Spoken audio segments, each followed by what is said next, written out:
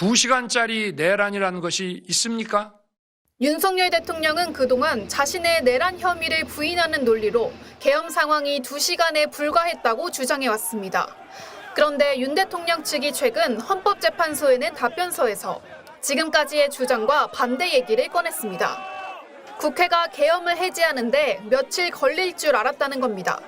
윤 대통령 측은 답변서에 윤 대통령은 안건 상정 등 절차 때문에 다수당인 민주당이 계엄을 해제하려고 해도 며칠 걸릴 것으로 예상했다고 적었습니다. 그러면서 비상계엄 사유의 존부와 필요성 해소 여부를 조사, 심의하지도 않고 국회의장과 국회의원 190명이 비상계엄 해제를 의결했다고 주장했습니다. 비상계엄 상태를 최소 며칠 이상 끌어가려고 했는데 국회가 조사나 심의도 없이 너무 빨리 해제해버렸다며 국회 탓을 하고 있는 겁니다. 2시간짜리 계엄이 어딨냐는 윤 대통령 주장과 정면으로 배치됩니다.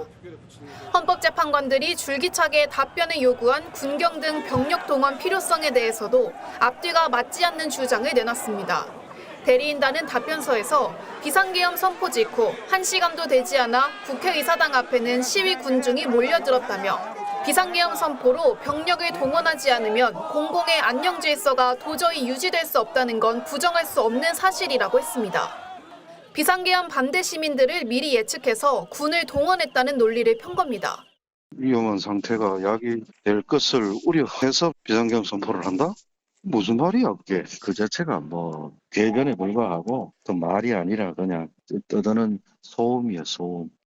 윤 대통령 측은 또 국회의원들이 재빨리 국회로 와 계엄을 해제한 것도 일부러 드라마가 나오는 시간에 윤 대통령이 TV로 비상계엄을 선포한 덕분이라고 주장했습니다. MBC 뉴스 김현지입니다. 네, 하시죠. 얼마든지 할 수 있는 것이 그 부정선거에 대한 증거 확보일 겁니다.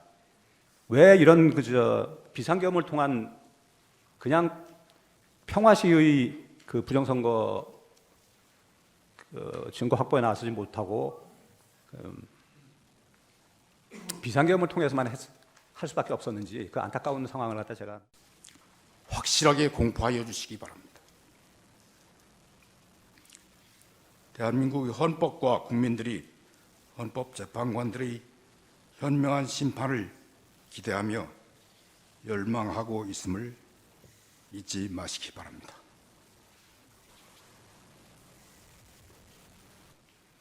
존경하는 재판관님들, 그다음에 감사원 조사 결과 지난 10년간 선관위의 절차 규정 위반이 1,200건입니다. 안에 대통령의 친미 친일 외교관계 문제를 적어도 친문 관계, 길 간격을 좀 넓혀주시고, 더군다나 오전부터 시작한다고 오전 오후를 다 하고 나면 변호인들도 로봇가 아닌데 어떻게 그 다음날 준비를 하고 그 다음에 또 와서 변론을 하고 그렇게 하겠습니까?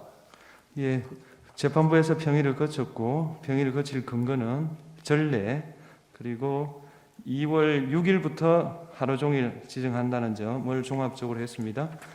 그렇게 하겠습니다. 저희도 세계 10위권에 들어가는 문명국가인데 대통령의 인권이 난파된 간첩보다 못합니까? 아무리 형사재판이 아니고 헌법재판이라고 하지만 대통령에게도 인권이 있습니다. 난파된 간첩이나 북한하고 직통으로 연결된 그런 피고인을 재판할 때에도 이렇게 하지는 않았다고 저는 생각합니다. 재판부에서 충분히 논의를 거쳤습니다. 변경하지 않겠습니다. 이상입니다. 야당의 망국적 행태를 알리기 위한 것이다는 것이죠. 질서 유지로. 그러니까 근데 이제 서면에는 국회에 병력을 투입한 것은 야당의 망국적 행태를 알리기 위한 것이다라고 쓰셔서 그러면 병력을 국회에 투입한 것과 야당의 행태를 알리는 것이 어떤 상관관계가 있는지를 설명해 주셔야 될 것 같은데 그 부분이 안 나와 있어서 네. 그러면 추가적인 그 부분에 대해서는 추가 보충서나 답변서에 보충 설명으로 제출하도록 하겠습니다. 아직까지 이와 같은 증거 신청을 하지 않고 있는데 뭐 특별한 이유가 있습니까? 행안부의 사실조회 신청을 통해서 그때 국무회의가 있은 건지 그 내용, 시간, 참석자 이런 부분들을 사실조회 신청을 통해서 증거 신청을 통해서 밝히기로 하셨는데 사실조회 신청을 아직까지 안 하고 있으셔서 그 부분을 뭐 아예 행안부에서 사실조회 신청을 하겠습니다. 예, 그러니까 그 부분을 지금 안 하시고 있어가지고 그래서 추가로 그거 하겠습니다. 예, 그러면 그걸 바로 해주시기 바랍니다. 러시아와 우크라이나 전쟁을 보십시오. 이미 그 전쟁은 2014년에 크리미아를 반도를 점령했을 때부터 그 간 민족 간의 어떤 갈등을 이용해서 예, 신문 하이브리드 발언을 제한하겠습니다. 앉으십시오. 다음 순서 진행하겠습니다. 저는 굉장히 중요한 사람이기 때문에 같이 하이브리드 전쟁은 2014년 크리미아 반도 점령 시부터